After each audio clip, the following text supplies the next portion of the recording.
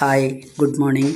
त्वमेव माता च पिता त्वमेव बन्धुश्च सखा त्वमेव विद्या द्रविणं त्वमेव सर्वं मम देवदेव।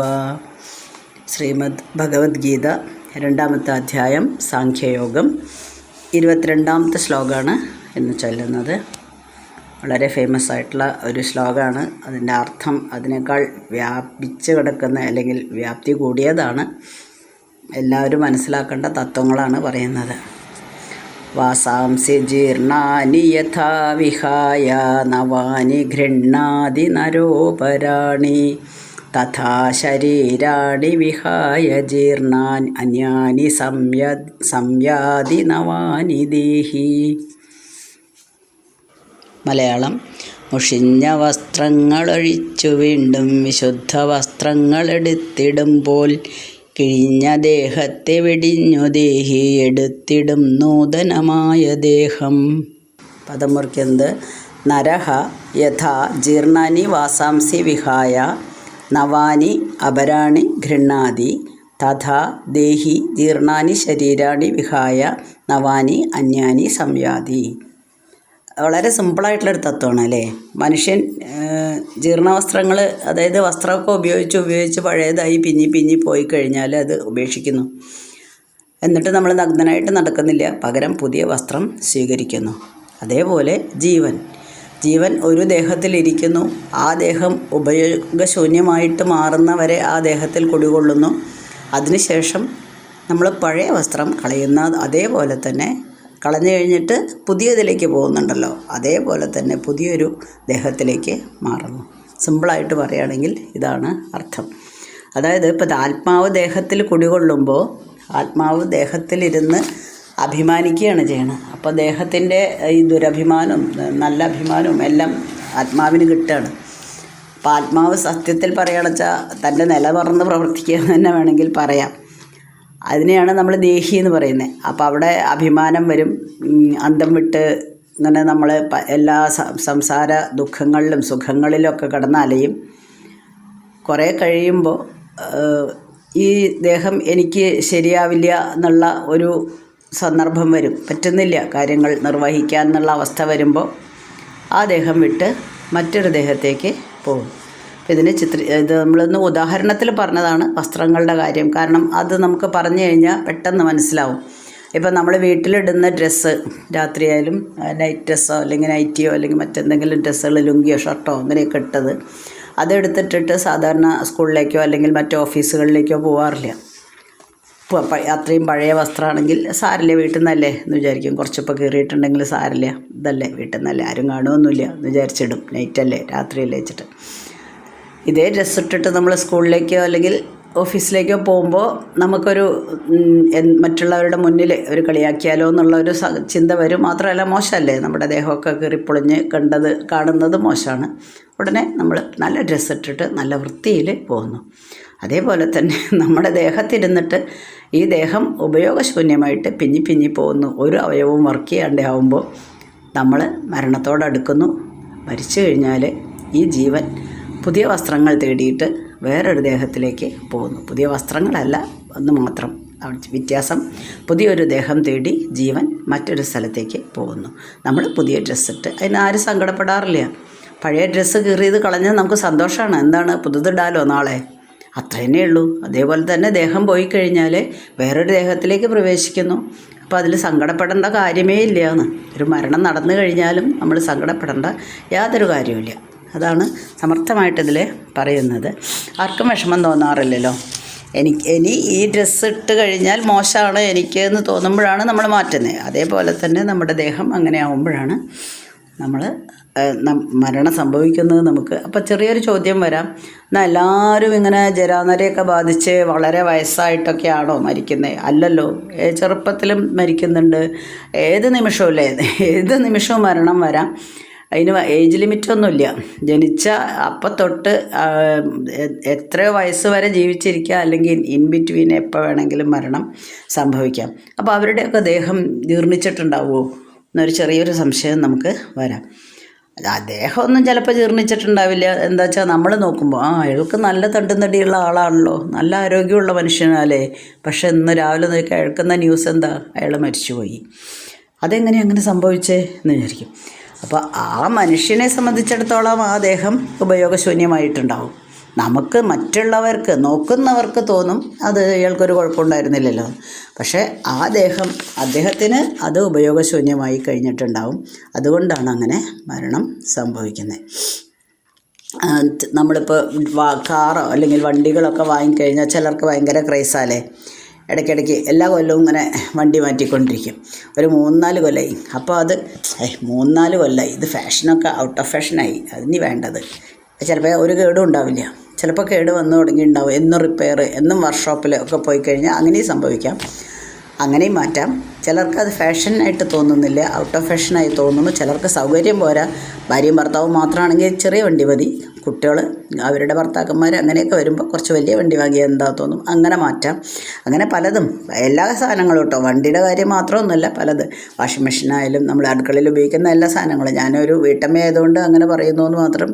മിക്സി ആയി കുറച്ച് കൊല്ലമായി, 10-20 കൊല്ലമായി, ഇനിയിപ്പോൾ മാറ്റാമല്ലേ. ഫ്രിഡ്ജ് പുതുത് പല ഫാഷനും ഇറങ്ങിയിട്ടുണ്ട്, പല ഫാഷനല്ല സൗകര്യങ്ങളും ഇറങ്ങിയിട്ടുണ്ട്. ഒന്ന് മാറ്റിയാൽ എന്താ. അങ്ങനെ നമ്മൾക്ക് തോന്നുന്ന അതേപോലെ ദേഹി, എൻ്റെ ദേഹം ജീർണിച്ചോ ഇല്ലയോ എന്നുള്ളത് ആരാണ് നിശ്ചയിക്കുന്നത്? അയാളെ കാണുന്നവരല്ല, ദേഹി തന്നെയാണ് നിശ്ചയിക്കുന്നത്. അങ്ങനെ ഏത് വയസ്സിലോ, അതാണ് ഇനി വയസ്സാവണം എന്നില്ല, ഏത് വയസ്സിലും ഈ മരണം സംഭവിക്കാം. അതിനെപ്പറ്റി നമ്മൾക്ക് ദുഃഖിക്കേണ്ട ആവശ്യമേ ഇല്ല. കാരണം ഈ സംഭവങ്ങളെല്ലാം സംഭവിക്കുന്നത് ആർക്കാണ്? ആ ദേഹിക്കാണ് സംഭവിക്കുന്നത്. ജീവനൊന്നും സംഭവിക്കുന്നില്ല. അതൊരു സങ്കല്പ ജീവനായിട്ടാണ് നമ്മളുടെ ശരീരത്തിൽ ഇടുന്നുണ്ടായിരുന്നത്. അത് മാറി പുതിയൊരു ദേഹം തേടി പോകുന്നു. കാരണം ആത്മാവെന്ന് പറഞ്ഞിട്ടുണ്ടെങ്കിൽ സമ്പൂർണ്ണമാണ്, കംപ്ലീറ്റാണ്, 100% ആണ്. പിന്നെ അതിലേക്ക് ഇനി എന്തിനാണ് വീണ്ടും വീണ്ടും അത് പൂർണ്ണത നേടാനില്ല.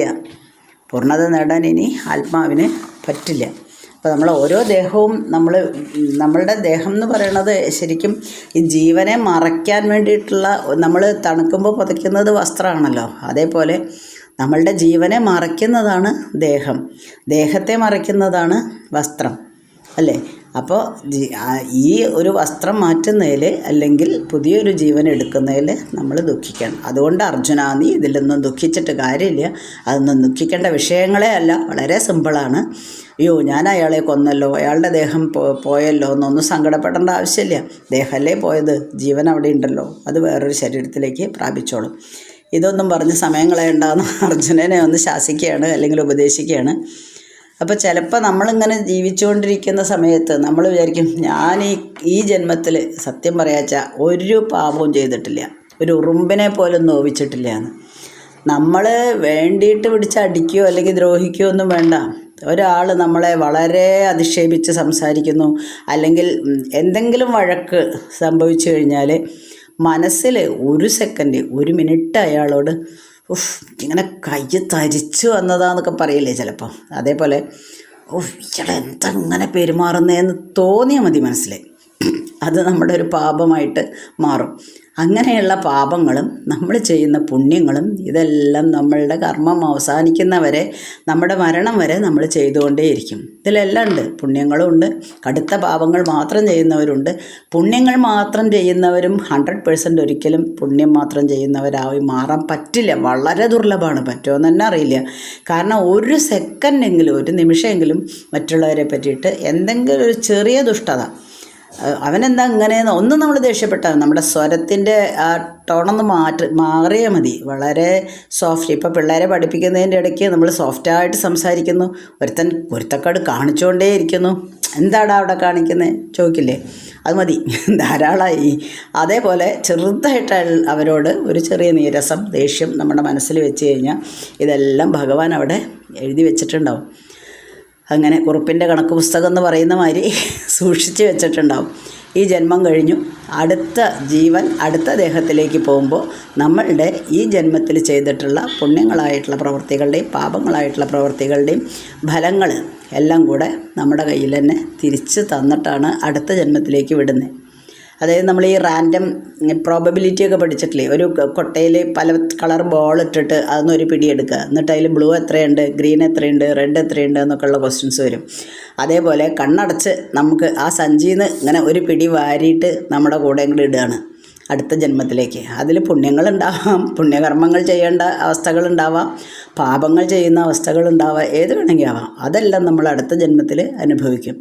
അപ്പം നമ്മളെന്ത് വിചാരിക്കും, ഇതിൽ പുണ്യം കൂടുതൽ കിട്ടിയ ആൾക്കാർ വിചാരിക്കും ഞാൻ ഈ പ്രാവശ്യം പുണ്യം മാത്രമേ ചെയ്തിട്ടുള്ളൂ, ഇനിയൊരു ജന്മത്തിൽ ഇനി ജന്മം വേണ്ടല്ലോ, അതല്ലേ ആഗ്രഹിക്കുന്നത്, മുക്തി നേടുക എന്നുള്ളതാണല്ലോ നമ്മുടെ ആഗ്രഹം. തീരുമൊന്നുമില്ല. കാരണം ഈ ജന്മത്തിലും ഈ പറഞ്ഞ പോലെ നമ്മൾക്ക് ഏതെങ്കിലും സാഹചര്യത്തിൽ ഇങ്ങനെ വന്നിട്ടുണ്ടാവാം. അതുകൊണ്ട് അത് നമ്മൾ അറിയാതെ പാപങ്ങൾ വീണ്ടും നമ്മുടെ കൂടെ തന്നെ വരും. ഇത് കഴിഞ്ഞു, മറ്റേ സഞ്ചിയിലത്തെ കഴിഞ്ഞിട്ടില്ല, ആദ്യത്തെ ജന്മത്തിലത്തെ കഴിഞ്ഞിട്ടില്ല, അതിൽ ബാക്കിയുണ്ട്. അത് ഇനിയൊരു ദേഹത്തിലേക്ക് പോകുമ്പോൾ വീണ്ടും അതിൽ നിന്നൊരു പിടിവാരി നമ്മുടെ കയ്യിൽ തരും. അങ്ങനെ എന്ന് ആ സഞ്ചി ആദ്യത്തെ സഞ്ചിത കർമ്മമാകുന്ന സഞ്ചി കാലിയാവുന്നോ അന്നാണ് നമുക്ക് മുക്തി കിട്ടുക. പക്ഷേ അതിൻ്റെ കൂട്ടത്തിൽ നമ്മൾ ജീവിച്ചുകൊണ്ടിരിക്കുമ്പോൾ വീണ്ടും പാപങ്ങൾ ചെയ്തുകൊണ്ടേയിരുന്നാൽ സഞ്ചിയുടെ കനം ഒരിക്കലും കുറയാൻ പോകുന്നില്ല, സഞ്ചി ഒരിക്കലും കാലിയാവാനും പോകുന്നില്ല. അതാണ് നമ്മൾക്ക് പുനർജന്മം വീണ്ടും വരുന്നത്. ഇപ്പം ജ്ഞാനപ്പാനയിലൊക്കെ വളരെ സുന്ദരമായിട്ടല്ലേ, എന്ത് നല്ല ശ്ലോകങ്ങളാണ്. വേറെ ഒന്നും പഠിച്ചില്ലെങ്കിലും മനുഷ്യന് ഏറ്റവും നന്നായിട്ട് മനസ്സിലാക്കേണ്ട തത്വങ്ങൾ വളരെ സിമ്പിളായിട്ട് എഴുതിയതാണ് ജ്ഞാനപ്പാന. എല്ലാവരും, ഞാൻ നാരായണീയം വായിക്കുമ്പോഴും പറഞ്ഞിട്ടുണ്ടായിരുന്നു, എല്ലാ ജനങ്ങളും കേൾക്കത്തക്ക വിധത്തിൽ ഇത് എല്ലാ സ്ഥലങ്ങളിലും ഉച്ചഭാഷിണി വെച്ച് മൈക്ക് വെച്ച് പറയുകയാണെങ്കിൽ ഏതെങ്കിലുമൊക്കെ ആൾക്കാരുടെ ചെവിയിൽ ഇതൊക്കെ 2-3 വരിയെങ്കിലും പോവുകയാണെങ്കിൽ കുറച്ചൊന്ന് ചിന്തിക്കും, ഞാൻ ചെയ്യുന്നത് ശരിയാണോ എന്ന്. ചിന്തിച്ചാൽ നമുക്ക് നല്ലത്, അത്രയേ ഉള്ളൂ. അപ്പോൾ അങ്ങനെ ഈ കർമ്മങ്ങളൊക്കെ കൊണ്ട് നമ്മൾ പുണ്യങ്ങളും പാപങ്ങളും ഒക്കെ കൊണ്ട് വീണ്ടും ജനിച്ചുകൊണ്ടിരിക്കും. അത് ദേഹത്തിന് മാത്രമേ സംഭവിക്കുന്നുള്ളൂ, അല്ലാതെ ശരീരത്തിന് ആത്മാവിനൊന്നും തന്നെ സംഭവിക്കുന്നില്ല.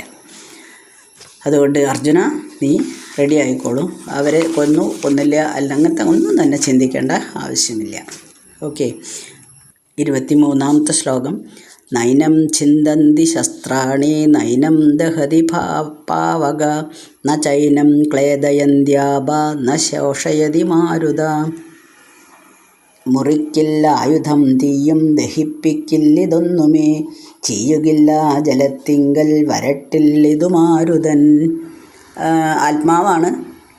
ആത്മാവിനെ ആയുധങ്ങൾക്ക് മുറിവേൽപ്പിക്കാൻ പറ്റില്ല, അഗ്നിക്ക് ദഹിപ്പിക്കാൻ പറ്റില്ല, ജലത്തിന് നനയ്ക്കാൻ പറ്റില്ല, വായുവിന് ഉണക്കാനും പറ്റില്ല. ഏനം ശസ്ത്രാണി ന ചിന്തന്തി ഏനം പാവകഃ ന ദഹതി ഏനം ആപഹ ന ക്ലേദയന്തി മാരുതഃ ന ശോഷയതി ച. അതായത് ഒരു ആത്മാവ് എന്ന് പറഞ്ഞാൽ നാശമില്ലാത്തതാണല്ലോ. അപ്പം നാശങ്ങളെ പലതരത്തിൽ സംഭവിക്കാം. എങ്ങനെയൊക്കെയാണ് മാരകായുധങ്ങളേറ്റ് നാശം സംഭവിക്കാം, തീ കത്തിയിട്ട് മരണം സംഭവിക്കാം, അല്ലെങ്കിൽ നാശം എന്തിനും ഏത് വസ്തുവിനും നാശം സംഭവിക്കാം. വെള്ളത്തിൽ മുങ്ങിയിട്ട് മരിക്കുന്നവരുണ്ട്, അല്ലെങ്കിൽ വെള്ളം കൊണ്ട് പ്രളയം വരാം, അങ്ങനെ പല നാശനഷ്ടങ്ങളും വരാം. കാറ്റിൽ കൊടുങ്കാറ്റ് ഇത് നാശം സംഭവിക്കുന്നു. ഇതൊക്കെ ഭൗതിക വസ്തുക്കൾക്ക് മാത്രം സംഭവിക്കുന്നതാണ്. ആത്മാവിനെ ആയുധങ്ങൾക്ക് ഒരിക്കലും മുറിവേൽപ്പിക്കാൻ പറ്റില്ല. ആർക്കും അഗ്നിക്കോ വായുവിനോ ഒന്നിനും ആത്മാവിനെ മുറിവേൽപ്പിക്കാൻ പറ്റില്ല.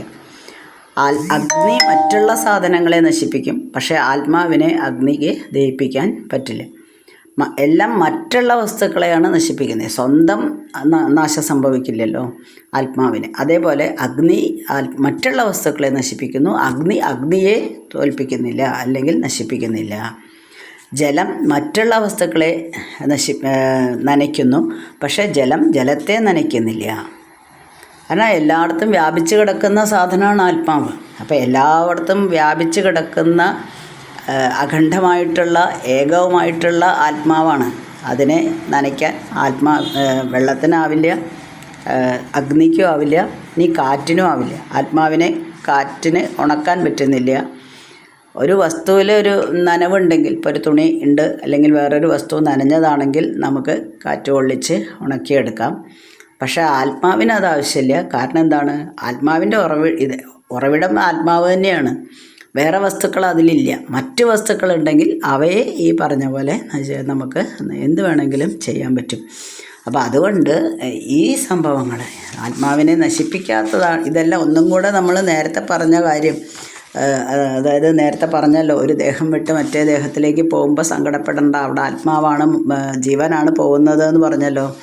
അതേപോലെ തന്നെ ഇവർ നമ്മുടെ എന്തുകൊണ്ടാണ് അവർ യുദ്ധത്തിന് വരുന്നതെന്ന് ചോദിച്ചാൽ അവർക്ക് അവരുടെ പ്രാരബ്ധകർമ്മങ്ങളൊക്കെ കഴിയാനായിട്ടുണ്ടാവും. അതുകൊണ്ട് അവർ യുദ്ധത്തിന് വരികയാണ്. അപ്പം നമ്മൾ അവരെ കൊന്നു എന്നുള്ളതൊന്നും നീ ചിന്തിക്കേണ്ട ആവശ്യം ഇല്ല. അവർക്ക് നിന്നിലൂടെയാണ് മരണം സംഭവിക്കേണ്ടത്. അങ്ങനെ അവരുടെ തലവിധി എന്ന് പറയില്ലേ നമ്മൾ, അതേപോലെ. അതുകൊണ്ട് നീ അതിനെ പറ്റിയിട്ട് ദുഃഖിക്കേണ്ട ആവശ്യമില്ല. അപ്പോൾ ഒന്നിനും നശിപ്പിക്കാൻ പറ്റാത്തതാണ് ആത്മാവ് എന്നുള്ളത് ഒന്നും കൂടെ എടുത്ത് തെളിച്ച് പറഞ്ഞു കൊടുക്കുകയാണ് അർജുനന്. ഭൗതിക വസ്തുക്കളെ മാത്രമേ ഈ അഗ്നിക്കായാലും കാറ്റിനായാലും വെള്ളത്തിനായാലും ഒക്കെ നശിപ്പിക്കാൻ പറ്റുള്ളൂ. ഇനി അടുത്തതിൽ അങ്ങനെയാണെങ്കിൽ ആത്മാവിൻ്റെ ഉറവിടം ആത്മാവ് തന്നെയാണല്ലോ. ആ പദ്യത്തിനെ വീണ്ടും എക്സ്പ്ലെയിൻ ചെയ്യാണ് 24ാമത്തെ പദ്യത്തിൽ. അത് നമ്മൾ അടുത്ത ദിവസം വായിക്കാം. ഇങ്ങനെ നമ്മൾക്കിപ്പോൾ എല്ലാ തത്വങ്ങളൊന്നും ഒന്നും മനസ്സിലായിട്ടില്ല. നമ്മളും തുടങ്ങുകയാണ്.